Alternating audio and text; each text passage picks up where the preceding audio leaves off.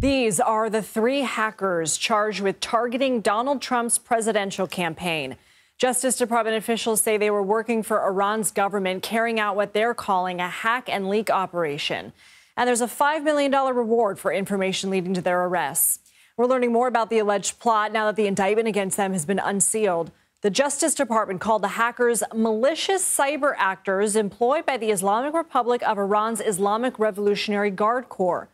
Officials said the suspects were prepared for and engaged in a wide-ranging hacking campaign. At a news conference earlier, Attorney General Merrick Garland sent a strong message to Iran.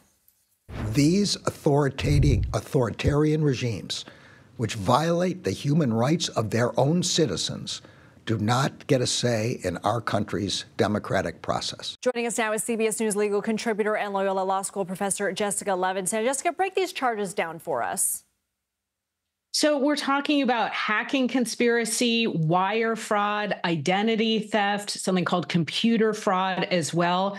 All these federal crimes boil down to things like you created fake email addresses, you created fake websites, and then you tried to or successfully obtained information that is not yours in the case of the Trump campaign.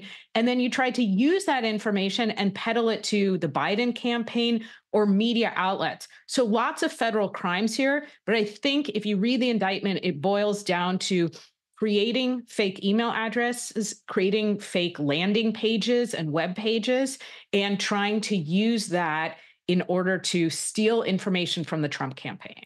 What kind of evidence would federal prosecutors need to press charges like this? And do they have it based on what you've read in the indictment?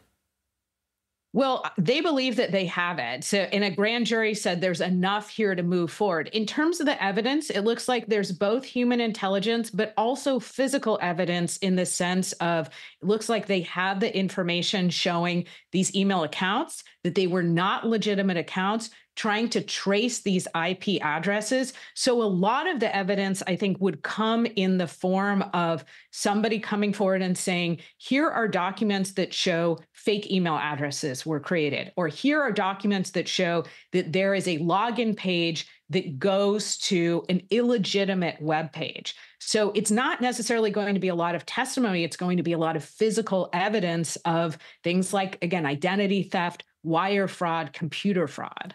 The FBI has put them on their wanted list. They're offering a $5 million reward, as we mentioned. Does this mean the government doesn't know where they are? How complicated could it be to find them? I think it could be very complicated, in part because, and I believe up to $10 million for one of them, that means the State Department really does want help here. And the best way to try and find people often is, to your previous question, to try and use the evidence we just talked about, trying to trace the last time you used an IP address or a fake email account, all of which I understand is quite difficult. And add to that, that most of the activities, if not all of the activities contained in the indictment, happened months ago. So I don't know if it's truly half a needle in a haystack, but I think it's difficult.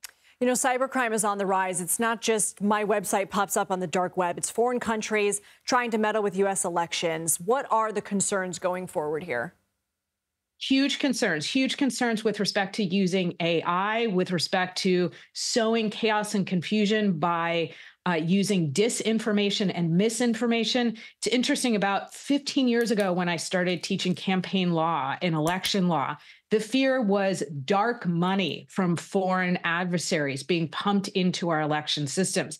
It's different now. It's not really foreign money. It's foreign influence in the form, Lindsay, of everything we've just been talking about, of hacking, of impersonating officials, of using AI, of the deep fakes, of the disinformation. That's what we all need to be on alert for. And it's, of course, not just Iran. It's China. It's Russia. It's everybody who has a big stake in who the next president is, and or has a big stake in whether or not Americans trust their election systems. Jessica Levinson, thank you.